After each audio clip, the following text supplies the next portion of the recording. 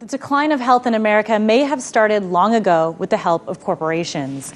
In the 1960s, the sugar industry heavily lobbied against the fat industry, paying scientists to blame fat rather than sugar for dietary-related health problems.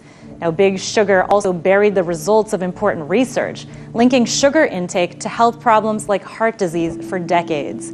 Heart disease is now the #1 killer in America. Big Sugar's deceptive practices have only recently been exposed.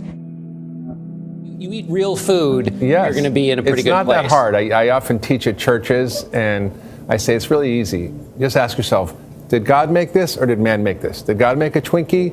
No. Did God make an avocado? Yes. It's pretty simple. So most of the stuff we eat are food-like substances. They're highly processed, highly refined, which drive diabetes, obesity, heart disease, chronic disease, and we really should be eating food. Yeah, would you say if God made it, keep it? What did you say? God made it, eat it. Eat it. If man made it, leave it. It's what we do to our food here. You got GMOs now.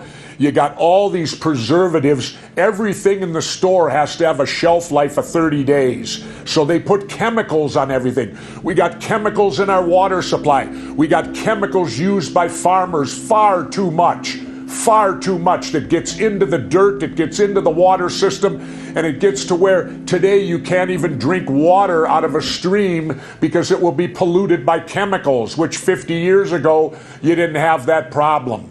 So the big problem to me is what we're doing in the creation of our food. We're worried more about quantity instead of quality. People understand that certain foods in the food supply are addictive. So sugar mainly and processed foods are designed to be addictive. You know, I've met with top leaders in the food industry, and they explained to me how they have taste institutes where they hire craving experts to create the bliss point of food and heavy users. I mean, these are their internal terminology about creating addictive foods, and they harvest taste buds and put them in the lab, and then they test different things against them to create the most pleasurable experience. And we know biologically that it affects your brain like cocaine or heroin or alcohol, and that we can map that out. Because of the lobbying industry's power, Americans today consume more sugar than they have in history. Do you think the government should force the food industry to be honest with consumers? How can such major lies be kept from the public and told to them for so many decades? Money and lobbyists, simple. It's the system. I gripe about it all the time. The Democrats and Republicans have created a system of bribery. You go bribe them, you get what you want. The sugar industry bribes them, so therefore they don't educate us on it. They allow sugar because they're paying the bills to put it in everything we eat. And here's the hard truth. Americans are fat and getting fatter. A shocking new report from the Centers for Disease Control shows America's obesity rates show no signs of slowing down. The CDC reports that 40% of American adults are obese. That's 2 out of 5 people. Enough of this stuff. You know, one day I was at Sirius Radio, and I was sitting in the green room. There were about a dozen of us sitting in there. I was the only person in that room not looking at a cell phone or playing with one. You know, technology's wonderful, but you still gotta do things. You gotta walk, you gotta exercise. Take care of your body. It's the only house you have to live in on this planet, truly. It isn't the house over your head, it's the house you live in, your own body. Take care of it like you would your house at home. We're living in a time where we have access to so much information, almost too much information. When I saw that thing about medicine, food being a medicine in your book, I thought it made me think about what medical students are learning about food. Nothing. What are they learning? Nothing. Yeah. I mean, 25% of schools have the required amount of nutrition education in medical school.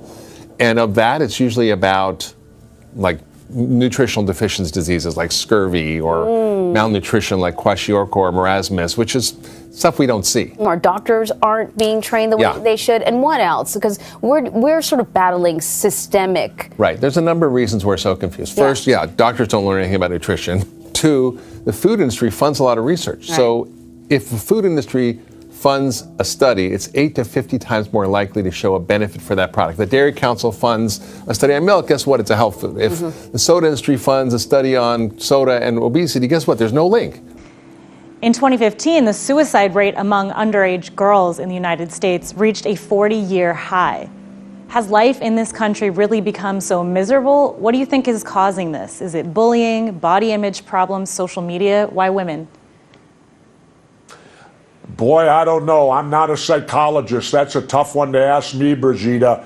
But it's obviously something we need to look at, because whenever you see a spike in something like this, there always seems to be a root cause. Something is causing it to happen. All these kids with the emotional problems today. I remember I didn't see that when I was a kid. But at a certain point, it dawned on me that given my background, I was able to sort of put on my journalist hat and really dive into the research to explore the mechanisms at play that were robbing my mom of her brain power. And the optimism that I was reading in the medical literature was a stark contrast to the sort of neurological nihilism that I experienced in doctors' offices with her. So I became sort of obsessed with culling information from all sources, and my background as a journalist gave me the ability to know what sources were worth looking into and exploring further, and what were more pseudoscience and stuff that I should leave alone. And I decided to basically reach out to researchers around the globe, and at this point I've read hundreds, if not thousands, of medical research papers. I've interviewed some of the top research scientists in the world. I've built a rapport with some of the most well-known clinicians practicing dementia prevention. And at a certain point, you learn enough about a topic and you become obsessed to learn so much about a topic that you glean a bit of expertise in it. So that's what led me to writing Genius Foods, which is a book that I think really separates fact from fiction and goes deep into the mechanisms behind dementia and Alzheimer's disease as we know them today. But it's also a book about optimizing the way that your brain works in the here and now, because something that very few people realize is that the same things that you can do that'll minimize your risk for some of these awful diseases that we're talking about actually also make your brain work better so that you can feel happier, have more energy. This is incredible, and it's something that very few people know about. Life expectancy in America has declined for the second year in a row, with more Americans dying early. Now, if you look at the statistics, the numbers don't seem all that dramatic, with a decline of just 0.1 year. But if you look deeper, it turns out America has one of the largest income-based health disparities in the entire world. According to a recent report, the poorest third of Americans, almost 40%, say they are in poor health, when compared to 12% of the richest third. It's embarrassing that the richest country in the world for the last 100 years would have people in the health conditions they're in today. We have money to fight wars all the time. I harp on this all the time. We have plenty of money to kill people. We have plenty of money we spend on billions on new aircraft carriers named after Gerald Ford. Meaningless crap that floats out in the ocean today. And yet we have people in our own country with bad nutrition, bad health care, and I think part of it comes down to, in the United States, the use of preservatives here, our food. When I go off the grid, I eat organic food that will spoil in a week. All the food in the United States has a shelf life of at least 30 days, all these chemicals they put on it. Well, to me, that's the answer. It's what we're doing with these GMOs and these chemicals has to be part of the reason why our health care is beginning to fade. It's a well-known fact that America is one of the most obese nations in the world, as you said, and the problem is only getting worse. Now, according to the most recent reporting, 40% of American adults are obese. That's nearly half of all adults, Governor. And children aren't faring any better. Almost 20% of our nation's children suffer from excessive weight. That's too much. Today, more people die from overeating than starvation and human violence. It seems like we're fighting a war on ourselves, doesn't it, Governor? Yes, it does, and it's a stupid war. And look at our lifestyle today. Everybody lives with the cell phone. Everybody lives with the computer, all the way down to our smallest children. I remember when I was a kid, you went out in the backyard and played. You went down to the park and played. You did physical things. That's the other thing we need to look at. Physical training. You can't sit on your ass all day long and think you're going to be physically fit. Dietary treatment guidelines for people with something called mild cognitive impairment were just a couple months ago updated to include exercise. So your doctor might as well write exercise on the prescription pad. Everything can't be solved with a drug, and a lot of plants and a lot of nutrition and things like that can do things naturally that something created in a laboratory can do. Why would you choose the laboratory when you got the natural the way it was meant to be? Thousands of years ago with Hippocrates, who said, let food be thy medicine, medicine be thy food. But now we think of food mostly as energies, calories, right? Calorie restriction is the way to lose weight. You want to eat less, exercise more, except there's really no evidence that that works because we've been getting fatter and fatter. And we're getting that advice from our doctors, our nutritionists, from the government, from food industry, which should make you suspicious.